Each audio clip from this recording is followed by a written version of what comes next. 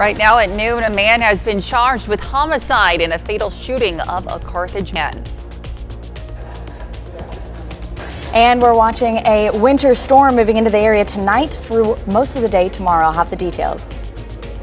Plus, it's pre-enrollment time for future Eagles in Joplin. Those details ahead. The 4 states' most watched news starts now. This is KOAM News at noon. I'm Elise Snowy.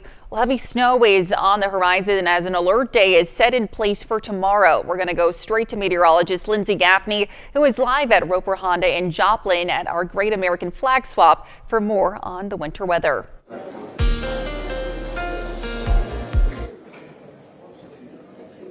Thanks, Elise. Yes, I'm out here. It is a beautiful day today. Still a little chilly, but if you can take a look, we've got cameras downtown Joplin, 20th and Rangeline, 32nd and Rangeline.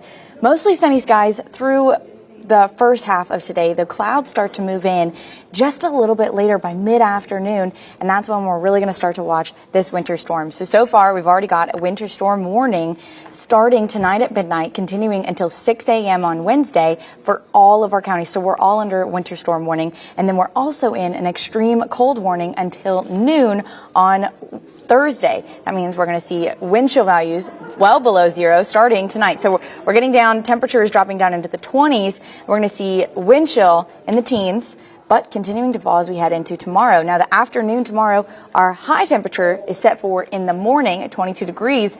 By 4 p.m. on Tuesday, our actual temperature is going to be in the low teens, upper single digits, and our wind chill is going to be below zero. That just continues to drop. Minus 15 for wind chill on Wednesday, continuing to drop after that through Thursday afternoon. So that's why we have that excessive cold warning. We're also seeing winds gusting up to 30 miles per hour starting tonight, continuing for our entire system tomorrow, which just means that all of the heavy snowfall that we're going to see is going to be blowing snow, causing visibility to drop less than 1/4 of a mile. Now, snow amounts about 9 to 13 inches in the area, but we do have a heavy snow band moving through the central counties, could drop even more accumulations. But I'm going to have all those details coming up in just a bit. All right, Lindsay, thanks. And of course, she is in Roper Honda in Joplin for the Great American Flag Swap. You can head over there to trade in your old flag for a new one. Again, Lindsay, thanks. Well, a man is in custody after shooting a 22-year-old in Carthage, Missouri. The shooting took place in the 300 block of West Vine in Carthage. Now, on scene, first responders performed life-saving measures on a 22-year-old male now identified as Johnny Reyes of Carthage before he was rushed to Mercy Carthage. Reyes died from his injuries. Next of kin have been notified. The suspect, this man, Elijah Hardy, was located in Galena, Kansas and taken into custody. He is charged with homicide. An investigation is ongoing after reports of gunfire on West 5th Street in Joplin early Saturday morning. Witnesses downtown say countless rounds were fired, one saying they heard more than 15. Officers in the area also reported hearing the gunshots on scene. Joplin police officers gathered shell casings around the intersection of 5th and Joplin Avenue. The police were unable to locate the suspects, although they were described as 2 males dressed in all black. Police did not find any evidence of injury. Bullet holes were located in nearby vehicles. Officers are now in the process of gathering video camera footage. 2 people are injured after a house fire in Sarcoxie, Missouri. Firefighters battled a 2-story structure with what was described as heavily involved flames. The firefighters also battled slick roads and bitterly cold temperatures. The house was deemed a total loss. No firefighters were injured. Well, it's time for kindergarten pre-enrollment in Joplin for the 2025-26 school year. Now, today forms are open on joplinschools.org/kindergarten. Families with students who will be 5 years old before August 1st, 2025 and who live within district boundaries are eligible to attend Joplin Schools kindergarten programs. Now, for school staff at Irving Elementary, they can't wait to welcome the next class of Little Eagles. A couple of reasons of why it's so important to go ahead and do that now. One, it may take them a minute to find some of the paperwork that we're going to need from them, like shot records, birth certificate, proof of residency. The other thing is we invite them in for some screenings this spring, and so we can get to know the child and the family. So the more we can do that ahead of time, it just helps us get to know the student better to help them start on the right foot in kindergarten.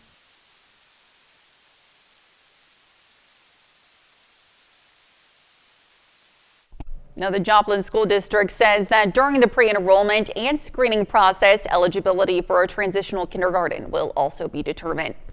The McDonald County High School Band program held a fundraiser selling mattresses at a lower discounted price. KOAM's Mitch Adams has more. At the end of every night, you most likely end up in the same spot. A good mattress can make the difference between healthy sleep and waking up on the wrong side of the bed. A lot of people are always looking for a mattress. A lot of people are looking to replace their mattress every few years. So the money is going to help us out because we're obviously fundraising for the band program. Some fundraisers sell items like cookie dough or trash bags, but after hearing about the mattress sales from other band directors, the band decided to give it a go. We saw them at a music directors conference, and we decided to just kind of go and give it a try. And it worked for us last year really well. We earned about $5,000 in just one day, so we'll see if we can keep it rolling. One band student told us about how this way of raising money has impacted their program positively and how it's helping students pay for a trip to Chicago in April. It's helped us a lot because for like the big trip, it's expensive in Chicago and we need a lot of money, and like mattresses are expensive. It's like $1,000, and like the scaling of how much we get is a lot if you really think about it. And it's really helpful. Like I'm almost done fundraising, and we need like $1,000 per person, which is a lot, and it's really helpful. In McDonald County, Missouri, Mitch Adams, KOAM News. Now, apart from helping fund a trip to Chicago, the money raised will also go towards buying and repairing instruments and paying contest fees. Members of Alpha Gamma Delta's Epsilon and Kappa chapter volunteered at Southeast Kansas Humane Society. The sorority sisters did tasks like make puppy pads, walk dogs, play with puppies, and the Humane Society's new three-legged cat named Captain Hook. The event is a part of Alpha Gamma Delta's National Week of Service. I really just like getting to spend time with my sisters while also doing good for the community. It makes me feel good to give back to the community in various ways, whether that's with people, with animals. It's just a very good, diverse experience that we all get to experience together. The Epsilon Kappa chapter also volunteered at the Lord's Diner and the Salvation Army. Coming up, we'll take a look at harsh weather conditions across the U.S. And later, we're making Mary Todd Lincoln's presidential cake in the Mr. Food Test Kitchen. And of course, we're live in Joplin for our first Great American Flag Swap of the year. Lindsay brings us a full look at the week's forecast. Much of the country is dealing with harsh weather and more is expected. The South saw snow, winds, and flash flooding over the weekend. At least 11 people were killed in Kentucky, which is now under a disaster declaration. Karen Hua has more. Kentucky is bracing for more flooding after torrential rain created dangerous flash flooding over the weekend. If I survive this, I'm going to find me a nice little home to move to. Getting too old for this. Among those killed in Kentucky, a mother and her 7-year-old daughter.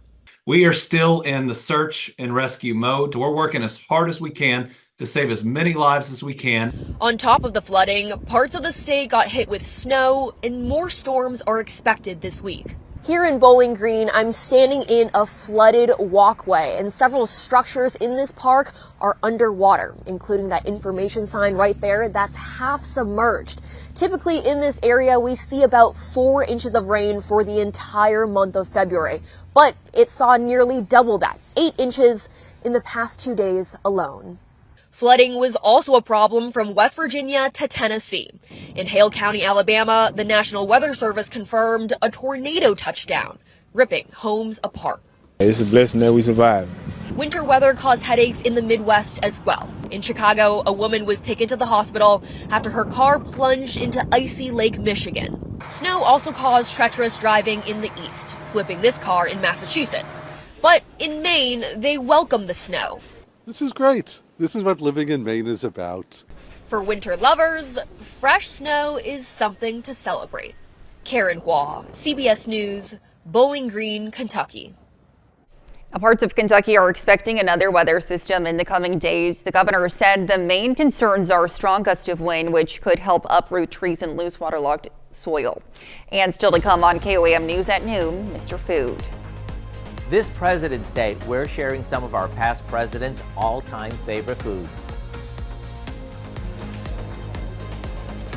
And we're down here, Roper Honda Kia. Now, it's a beautiful day today, but we've got a winter storm that we're watching. Coming up, I'll have the details.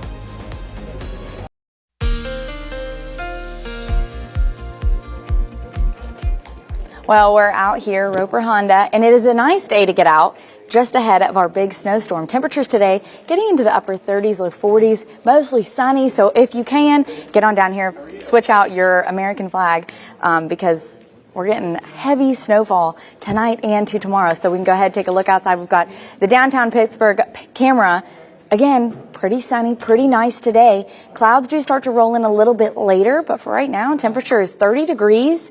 Feels like 22 because we still do have a light wind out of the east, northeast. But we've got a winter storm warning starting at midnight tonight and continuing until 6 a.m. on Wednesday. Not to mention, we also have an extreme cold warning until Thursday at noon because of these cold temperatures. So let's dive right in. You can see the snow already north up in Nebraska, but we're just getting some clouds moving in until later on tonight. So you can see temperatures in the next couple hours reaching upper 30s and again low 40s. Overcast skies do kind of take over later on tonight, and then after midnight we're going to start to see the snow moving in from the north and from the east. Now we've got our first little snow band until about 7, 8 a.m. moving through just our central counties, but it's going to expand pretty quickly. Heavy snowfall throughout the entire viewing area throughout the day on Tuesday. This is now 1 p.m. All of us getting heavy snowfall, temperatures falling, teens for the midday temperature, and even upper single digits. That's going to continue to drop as we head into Tuesday night. Snowfall continues through most of the day again on Tuesday, starting to clear out by about 11 p.m. in the far western counties, but all of us are clear out of the snow by Wednesday, 6 a.m. You can see our low temperature down in the single digits and at around 0. Now, on top of the snow, we're also getting winds gusting up to 30 miles per hour, even pushing close to 35 miles per hour. Now, that's blizzard conditions when they get up to 30 miles per hour, gusting for 3 hours or more. But right now, we're staying just shy of that. However, it's still going to drop visibility down to a quarter of a mile. And you can see all day long, we're seeing those wind gusts gusting up to 30 miles per hour. So limited visibility, heavy snowfall. In the area, we're getting 9 to 13 inches of snow. Now, this is the thick, fluffy snow. So when it falls, you get higher amounts that are easier to accumulate, but it falls off pretty quickly. We also have the potential, I skipped it. We've got the potential to see that one band, that first band that moves in first, higher accumulations are likely through that one band that is moving in early Tuesday morning. Now, temperatures are going to be very cold starting Tuesday, 22 degrees for the high, but that's early in the morning before anyone even wakes up. Temperatures are going to continue to drop below 22 degrees for the rest of the day on Tuesday. High of almost 12 degrees, just going to make it to 12. Then on Thursday, slightly warmer, getting up to 15 degrees. We've got alert days set for Tuesday due to the heavy snow, Wednesday and Thursday due to the freezing temperatures. Now, we already talked about those highs getting into the low teens and upper single digits, but the lows at 0 or below 0, -8 Wednesday night into Thursday. And then our wind chill, as well as actual temperatures below 0, our wind chills could get down to -25 Wednesday night into Thursday night, or into Thursday morning, and then again Thursday night. So that's something to really focus on over the next couple of days, not just the heavy amounts of snow, but the very, very cold temperatures that are going to follow for the next couple of days. After that, we do start to warm up. We're going to see maybe some melting taking place on Friday, definitely over the weekend when temperatures finally reach above freezing and that sun comes back out for the weekend. And you can see next week looking way nicer. Temperatures back in the 40s and the 50s. We just have to make it through a couple more days before we finally get to see the sunshine again. All right, sounds like a plan, Lindsay. Thanks. And of course, Lindsay's in a Roper Honda with our Great American Flag Swap. There still looks like there's some flags there, so be sure to stop on by and get a new flag. And stick around. We're making Mary Todd Lincoln's presidential cake in the Mr. Food Test Kitchen. We'll be right back. Well, it's President's Day. Howard's teaching us how to make Mary Todd Lincoln's presidential cake in the Mr. Food Test Kitchen. It's President's Day, a day to celebrate U.S. presidents. And since we're all about food here in the Test Kitchen, we decided to do a bit of research on some of our presidents' favorite dishes. Here's what we discovered. Our country's first president, George Washington, loved all kinds of fruits and preserves, especially cherries. Former President James Madison craved his wife Dolly's soft gingerbread. Rumor has it, it was to die for. Those who had a chance to dine with FDR knew that he loved cream chip beef, as well as, believe it or not, donuts.